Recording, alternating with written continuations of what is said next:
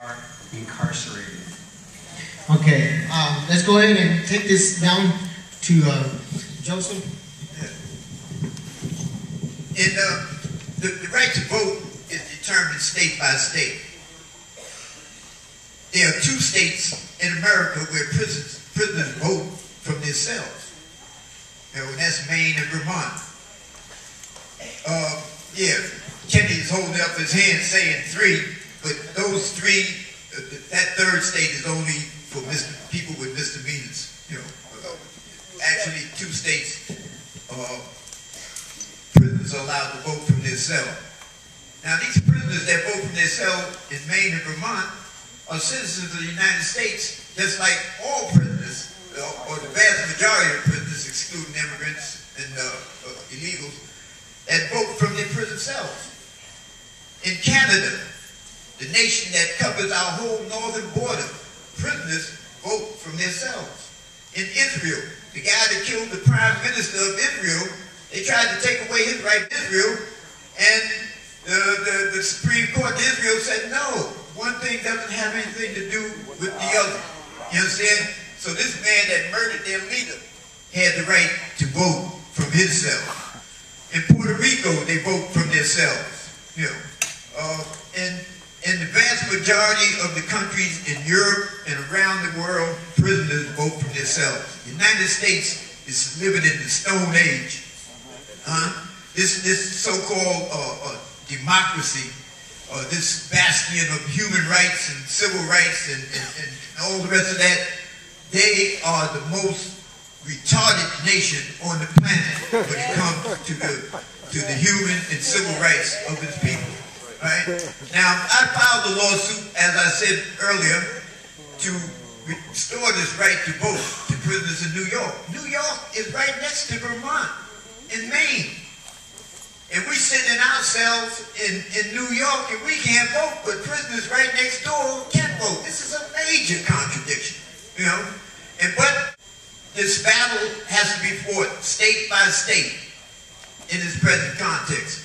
But there's a group of people out there organizing and put together a national effort on the federal level that people, once they're released from prison, that their right to vote is automatically restored in federal elections. Amen. All right. Wayne, what can you tell us about re-registering and tracking that information and actually encouraging them to follow up on that?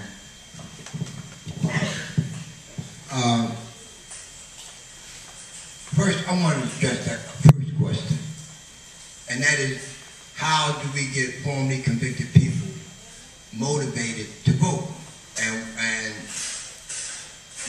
what I do in Philadelphia, I'm one of them hand-to-hand kind of people. I'm on the corner, I'm on the street, hand-to-hand combat. And one of the things that I use is the fact that these people don't take nothing from you as a formerly convicted person unless it's important. So that speaks for itself, all right? It speaks for itself. If voting is not important, why did they take it? Simple. You don't have to be a scientist to figure that out. And this is how we motivate people. You know, especially for formerly convicted people, they know what they done lost. And they know what they lost was important. And in the same tone, they took the vote from us. And they told us that voting is very important. You know, so I think that's the message that should go out. That these folks don't take nothing from you unless it's important. And they took your vote, so they're telling you now that it's important. You have a question, Steve? Yes. Where's the question at? Hi, my name is Kim Carter from Times of Change Foundation. Has anybody up there who has had previous experience organizing voter turnout did anything with mapping certain precincts, maybe targeting certain seats on city council, actually flip people out of those positions into one? But I find sometimes when we just mobilize and organize broadly and people to vote on different areas, different things, and each like board or city has its own particular politic, but there's like software that you can use to see how many people are voted in your certain precinct and how to try to flip those seats to be more strategic. Okay, Brother Norris, what do you have on that? We are in the process right now doing that. We doing the redistricting process. In New Orleans, we have 7 council members, 5 single-member district and 2 at large. And so what we did was we looked at our city charter, which was created in 1954, that created these 5 single-member districts.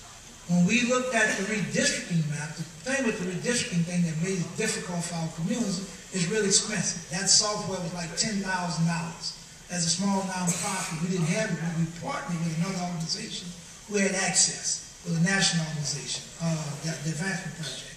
So what they did was they wanted us out there, demographer came in, we provided information, lived way, and we drew a map. So we going back an hour between 9 and 2014, before the election, is that we're going to create the minimum of 9 single-member districts and the maximum of 13 based upon demographics, where our folks are at. Because what had happened is that, and they was asking us, well, why you want to do it? I said, well, in 1954, my grandmother couldn't vote, so she had no part in y'all putting this legislation together. So we got to use every strategy that we have available to us, especially legally, to flip this thing. But that information exists. You can go to a website, I think the Citizen Project, another website, where all this census map is there. You click on the map, the numbers roll over right in front of your face, all the way down to the precinct. And so the information is out there post this 2010 census to get the information, but it goes back to what Wayne was saying. We got to do this door knocking that, organizers do and knock on people's door, because we know where our homeboys at and go in those communities and kind of, this is important. Steve, we have a comment from one of the... We have a comment. Go ahead, sir. My name is Steve Quays. I'm from Philadelphia. And in Philadelphia, one of the things we did, we had 10 council districts and 7 at-large seats. What we did was to focus on each individual. We looked at what council districts were most dissatisfied and which had the lowest turnout. And those were council districts that we focused on, because if the councilman or the councilwoman was elected with a small number of votes, and we could increase the votes against them, then we could take over that district. And that's how we targeted each council person. All right? And then the at-large seat, we dealt with, because everybody in the city can vote for councilman at large. This is how we did it. We focused on that type of thing. So we could target each one. And a lot of the council who actually won their seats, all right, they began to give us some attention because they didn't want us targeting them. And I make one comment to the brother here. When you talk about the people, something that we did to increase the numbers is we actually went out and got information on food banks, clothing banks. And when we went to the people, we had printed up too. We would hand them a voter registration and a form telling them where they can get food, where they can get clothes, and get other things. But we also gave them education that if you're trying to get off the street, if you're trying to do something different, then along with your necessities today, you have a necessity to go down and vote. Because if you don't, the next election, you're going to continue to be out here doing the same thing. That's how you make it a priority. All right, thank you. We have some questions out of the audience. Go over here to this lady and start with you. Go ahead, ma'am. I have it. Okay, we have a question. I think I talk loud enough. Can you hear me? You might not.